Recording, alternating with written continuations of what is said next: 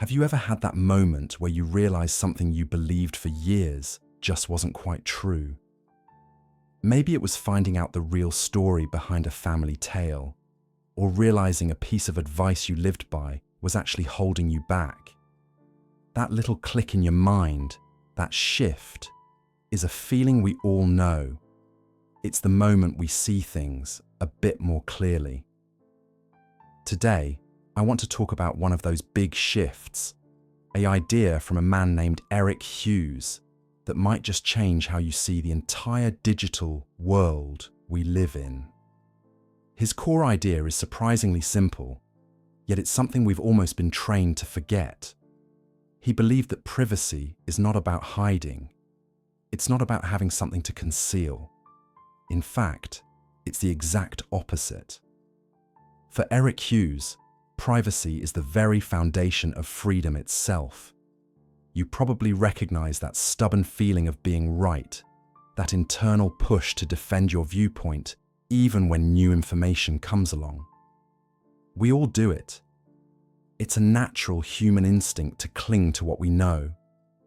Many of us cling to familiar ideas because they feel safe. They make the world seem simpler. We might think, if I'm not doing anything wrong, I have nothing to hide.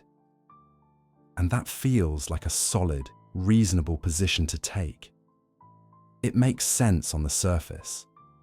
But that surface-level feeling is exactly what Eric Hughes asked us to look beyond. He invited us to go deeper, to question that instinct. He wrote his Cypherpunk manifesto back in 1993, but his words feel like they were written yesterday. He said, "Privacy is the power to selectively reveal oneself to the world." Just sit with that for a second. Privacy isn't a wall, it's a door, and you hold the key. Think about your own life for a moment. You don't tell every single person you meet your deepest secrets, your private thoughts, your financial situation, or your medical history. You reveal parts of yourself selectively. You tell your doctor one thing and your best friend another. That's not you being secretive or shady. That's you exercising a natural human right to control your own story. That's privacy in action. It's how we maintain our individuality and our personal freedom. Now imagine that same principle applied to your digital life. Every search, every purchase, every message, every like. Shouldn't you have the same power to choose what to reveal, and to whom? This is where that natural tension kicks in. Our instinct might be to say, it's just data, it doesn't matter. But our deeper awareness, if we listen to it, knows that it does matter. It's the story of your life. We all sometimes fool ourselves into thinking that giving up little bits of privacy is a fair trade for convenience. That stubborn feeling of being right tells us it's no big deal. But step by step, click by click, that power to control our own story slips away. Without privacy, your choices can be influenced. Our access to information can be shaped by what someone else wants you to see. Your ability to think independently, to associate with whom you want without fear of observation, to explore new ideas that might be unpopular. All of this relies on having a private space for your own mind. This is the freedom Eric Hughes was talking about. It's not freedom from being seen. It's the freedom to be yourself without being manipulated, judged, or controlled based on everything you do and think. This is why the work of cypherpunks, the people who build the tools for encryption and digital privacy, is so vital. They aren't building walls for criminals. They are building doors for everyone else. They are crafting the locks and keys for our digital lives, ensuring that the power to reveal ourselves selectively remains in our hands, not in the hands of a corporation or a government. It's about maintaining that personal sovereignty in a world that is constantly asking for more of us. It's about protecting that inner space where your true thoughts and beliefs can grow, away from the pressure of outside influence. It's the difference between living a life that is authentically yours and one that is, piece by piece, designed for you by algorithms and data brokers. This cracks open the entire conversation about what privacy truly means in our modern lives. We start noticing things in a very simple way, a kind of baseline. It's the initial feeling we get when a targeted ad pops up for that exact pair of shoes we were just talking about. Our first reaction is often a simple, "That's weird," or "a little creepy," and then we shrug and move on. In this first phase, we see the digital world as a convenient tool. We exchange bits of our personal information for free services, for connection, for ease. The transaction seems straightforward, and the potential downsides feel distant and abstract, like a story on the news that doesn't quite touch our own daily reality. We haven't yet connected the dots between that minor creepy feeling and the larger structure of our digital existence. Then we enter the confusing middle, and this is where things get genuinely complicated. This is the phase Eric Hughes directly addressed when he wrote about the challenges of implementing privacy. You might be someone who resists change at first, preferring the simplicity of the old way. Most of us feel uneasy during transitions, and this one is massive. We start to see the sheer scale of the system we're up against. It's no longer just a creepy ad, but the realization that our movements are tracked, our friendships are mapped, our purchases are profiled, and our very preferences are commoditized. The feeling shifts from simple unease to a complex sense of powerlessness. The path to reclaiming privacy seems impossibly technical, requiring us to become experts in cryptography and digital security. Something Hughes knew was a barrier. We are caught between the desire for privacy and the overwhelming effort it seems to require. This is the tough middle where many people give up, deciding that total exposure is just the price of modern life, a form of digital resignation. This is precisely where Hughes's crucial contrast comes into play, separating a knee-jerk reaction from a thoughtful response. The knee-jerk reaction to this feeling of being watched is to say, "I have nothing to hide." It's a surrender to the complexity, a way of dismissing the unease without addressing its cause. But the thoughtful response, the one aligned with the cypherpunk philosophy, is to understand that privacy is not about hiding. It's about selective disclosure. It is the power to choose what we reveal, to whom, and when. This is the fundamental difference between having something to hide and having something to protect. Your personal conversations, your financial details, your medical history, your creative ideas, these are not secrets of a criminal. They are the valuable and vulnerable parts of a life that deserve a boundary. You may catch yourself pausing before reacting lately, starting to question that initial shrug. This pause is the beginning of the new clarity. It's the realization that privacy is not a technical puzzle for experts alone, but a social necessity for everyone. We begin to understand that privacy is the bedrock of freedom. You cannot have true freedom of thought if you feel your every Google search is being judged. You cannot have freedom of association if your digital friendships are constantly monitored. You cannot experiment with new ideas or seek help for personal struggles in a world without boundaries. The new clarity isn't about becoming a paranoid hermit off the grid. It is about making conscious choices.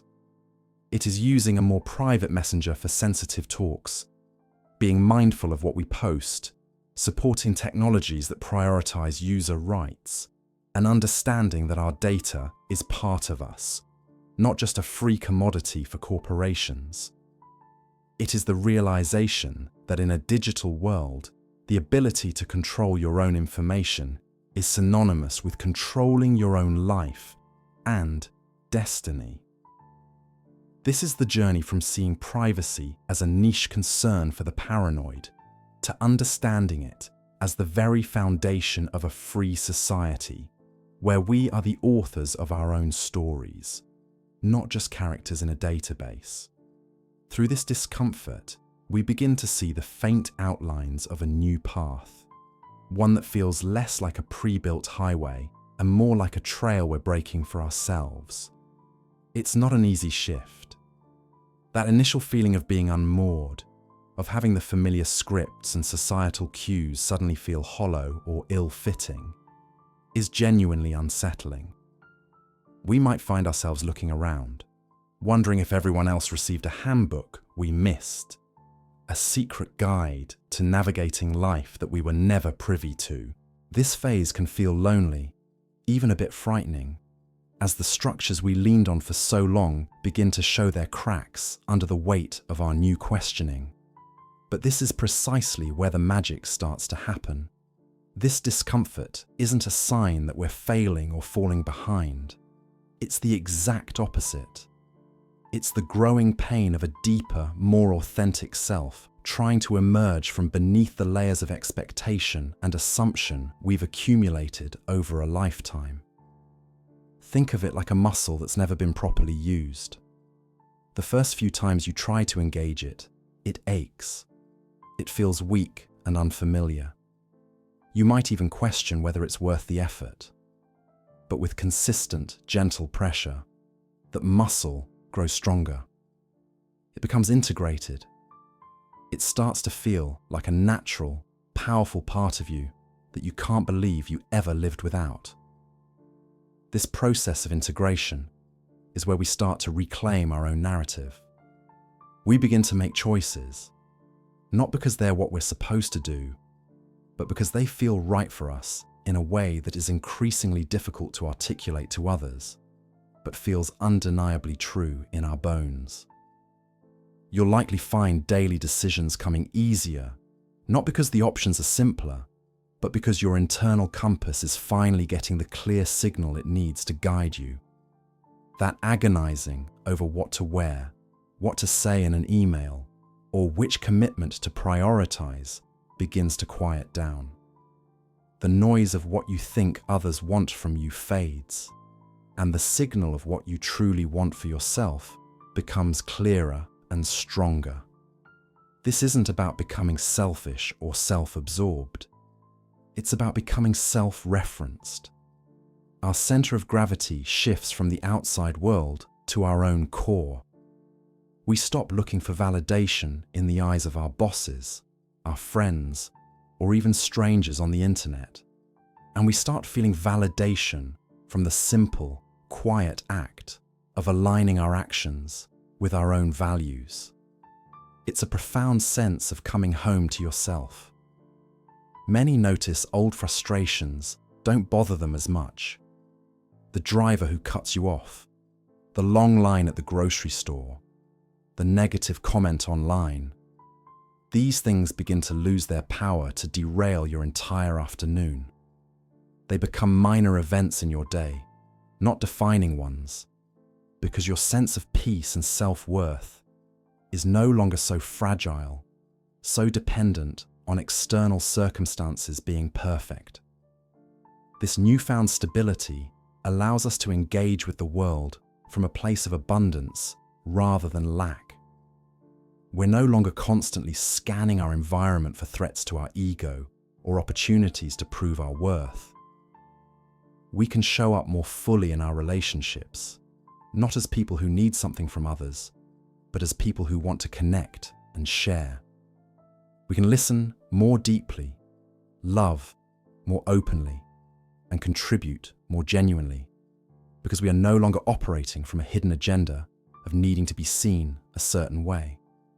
We are simply being, and from that place of being, we can do truly incredible things.